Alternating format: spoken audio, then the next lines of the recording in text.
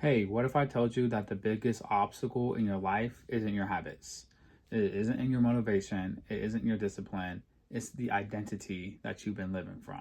Because if you truly believe that you were the kind of person who follows through, would you keep breaking promises to yourself? So when I was younger, I believed that life worked like a ladder. If I could just keep climbing, work harder, or earn more, accomplish more, eventually I reach a place where I finally feel confident or I finally become the person that I wanted to be.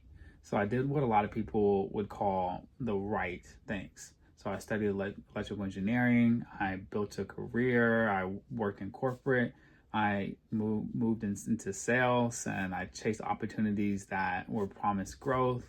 And then on paper, that looked like life was already moving forward, but there was a pattern that I couldn't ignore. Every time I reached a goal, that satisfaction didn't last. So I tell myself, once I get this promotion, I'll feel confident. Then I would get it. And then once I make more money, then I believe in myself. Or once I build that business, then everything will finally click. But every new achievement only gave me a temporary feeling before I was on to the next thing. And what confused me was this: I knew I wasn't lazy and I wasn't the type that was afraid of hard work. I was able to grind out really long hours, and I could push through that like discomfort. I could perform when people were watching for in the sales industry, and when it came to the promises I made to myself, those were somehow the hardest ones for me to keep though. So have you ever noticed that you can show up for your boss or you can show up for your clients and you can show up for your family, but when it's your own goals, suddenly procrastination kicks in. Suddenly you get your self-doubt gets a lot louder, or suddenly tomorrow starts sounding like a better option than today. And for a long time I thought that meant something was wrong with me, and maybe I needed more discipline, or maybe I needed another planner, another morning routine, or a better productivity system. I would read a lot of books and listen to a lot of podcasts and download another strategy. So I just kept collecting strategies and information. But this is what no one told me: a strategy can't solve an identity problem, because no matter how good the system is, the person using it will eventually act in alignment with who and what they believe about themselves. That realization changed everything for me. So I stopped asking how do I become more disciplined, and I started asking a different question: what kind of person would naturally do the things that I'm forcing myself to do? And that question changed the way that I looked at business. It changed the way that I looked at relationships and how I looked at my faith, and the way that I process and how I look at success. Because I realized I wasn't trying to build a better schedule, I was trying to become a different person. And once I understood that, everything else started making a lot more sense. So if a planner isn't the answer and another productivity hack isn't the answer, then what is? Let me show you the mistake that almost all of us make. So this is where everyone almost starts. We don't like our results. Maybe it's something with our finances, or maybe it's something within our health, or even the relationships that we have, or how the business is operating at the moment. So we look at the outcome and then we say something has to change. So naturally, we start changing our actions.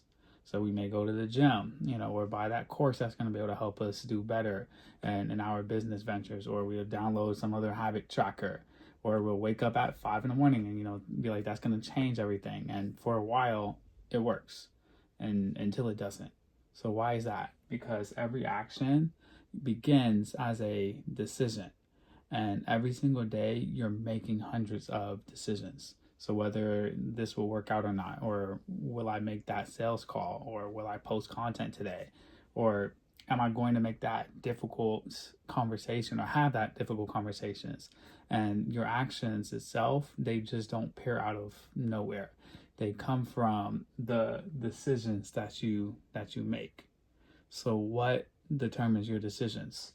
Your beliefs. Your beliefs determine your decisions. So if you believe that you're bad with money, and you'll make those decisions that reinforce that belief. So if I believe I'm inconsistent, I'll find reasons to stop. Or if I believe I'm awkward, I'll avoid introducing myself to people. And our beliefs quietly influence the decisions that we make every single day. But our beliefs are directly impacted, influenced by our identity. Identity answers one question: who do I believe I am? Because every decision is filtered through that answer. So a lot of people are looking at their external environment and trying to work backwards, or trying to work from outside in when they need to work from inside out. For example, if someone who believes that, hey, I'm a runner, that doesn't debate whether they're going to run or not today. That's just what runners do. So they go out there and run. Or someone that believes I'm an entrepreneur, they see problems differently than someone who believes that they're just trying to make a quick buck. We're just trying to make some money. So identity changes behavior before the behavior changes the results. Every promise you keep becomes evidence, and every promise you break becomes evidence too.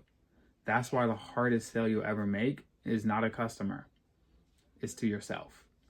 So I had a mentor in sales who used to say the hardest sale that you'll ever make is the one to yourself. At the time, I thought he was talking about confidence, but months later, I realized he was talking about identity. So every morning, your future self is making you a pitch. Hey, this is probably saying, let's work out, let's write, or let's make that call. Let's forgive somebody today. Let's be obedient. And every time you say yes, or even every time you say no, you're reinforcing the story of who you believe you are. That's why I don't believe most people have a motivation problem. I think they have an identity problem, that they've been trying to build new habits with an old identity. And eventually, the old identity wins. But here's what changed everything for me. I realized that this isn't just psychology. It's something that we see all throughout Scripture. God often changed people's identity before their circumstances. So we look at Abram. Abram became Abraham. Simon became Peter.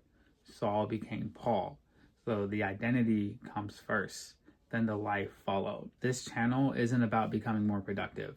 It's about becoming someone who naturally produces different results. So yes, we'll talk about psychology. We'll talk about leadership, business, faith, discipline, and self-trust. But every conversation starts in the same place, and that's with your identity.